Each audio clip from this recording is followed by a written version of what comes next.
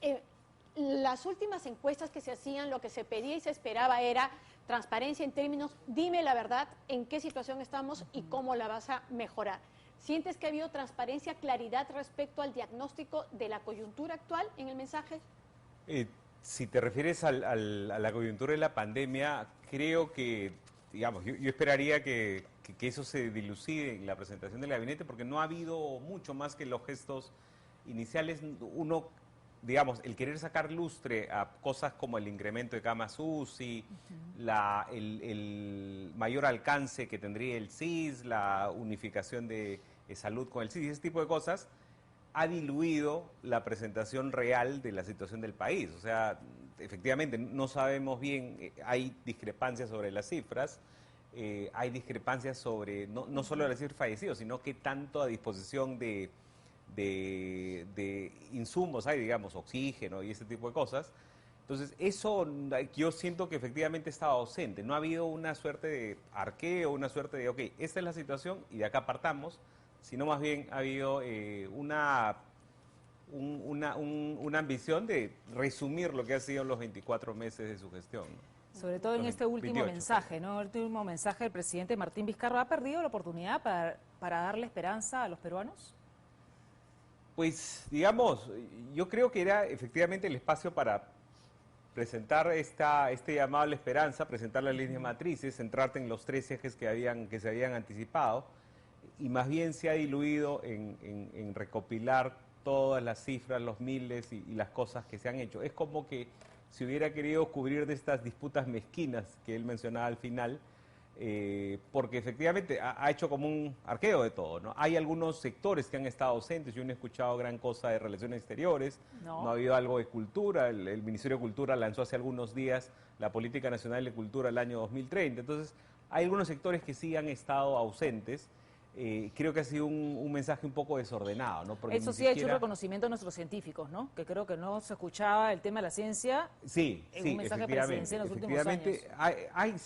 Yo creo que ha estado salpicado de gestos importantes, esto de atender a los estudiantes a través de beca 18 a 10.000 estudiantes que podrían tener en riesgo sus estudios. Creo que han sido cosas importantes, lo de la salud mental que te decía, lo de la violencia contra la mujer, que además eso quizás pudo haber sido un poco más extenso para decir cómo se hace, o más allá de decir que la línea 100 había recibido 75.000 llamadas, quizás decir un poco más hacia dónde se busca avanzar. Ha hecho un llamado también al Congreso, ¿no?, para trabajar articuladamente.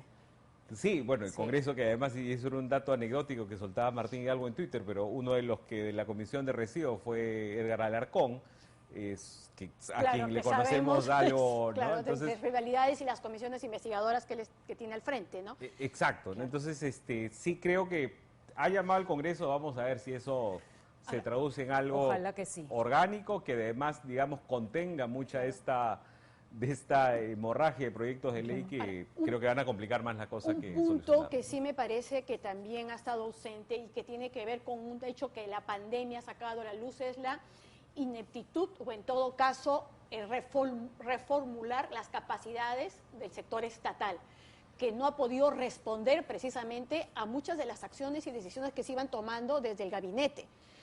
¿Cómo reorganizar en general y dejar atrás todo este sistema tan burocrático? Claro, digamos, eso es el pasivo, ¿no? Digamos, con ese pasivo llegas a la pandemia, solucionarlo sobre la marcha es mucho más complejo.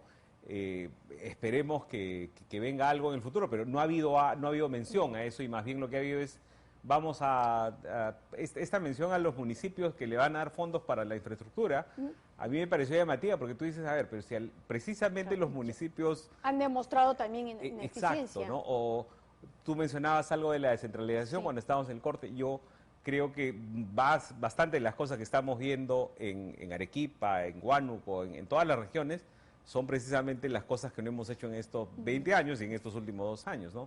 En temas de y que merecían un replanteamiento, o en todo caso que tendrá que ser parte de las reflexiones a futuro. Nuestro talón de Aquiles es la gestión.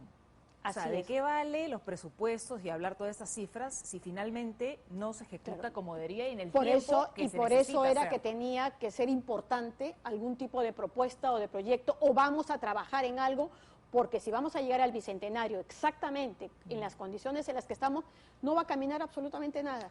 Claro. No sé si absolutamente nada para no ser tan dramática, pero en todo caso lo hace todo mucho más difícil. Sí, aunque yo en lo personal, en ese aspecto que me parece súper importante y ambicioso, yo ya habiendo visto lo previo que se ha visto hasta ahora en la gestión de Vizcarra, no esperaba mucho, pero sí creo que podría ser, por ejemplo, parte de los 5 ejes que él sugiere para este Pacto Perú debería ser la reforma real del servicio civil, ¿no? Más allá de la creación de alguna institución en particular, creo que el Estado tiene serias deficiencias que sortear y que además están marcadas, porque hay muchos procesos burocráticos que se exigen y que sin embargo se relajan en casos como los que Panorama a veces devela, ¿no? Por ejemplo, el caso de Richard Swing, o sea, tú ves una persona que ha pasado contratos a lo largo de 6 gestiones, y claro, esas no son responsabilidades, el ministro no ve ese tipo de cosas, pero que ya hayan una estructura que posibilite ese tipo de cosas, si tú dices, ok, o sea, es para mis amigos todo, para mis enemigos el trámite, ¿no? Entonces, claro, ¿no? Y además todas las trabas burocráticas, incluso para dar los protocolos sanitarios para poder reactivar. Harto todavía por ver en ese tema. Falta el AOB ahora con la presentación del gabinete, ¿no? La próxima semana. Bien, gracias, José Carlos.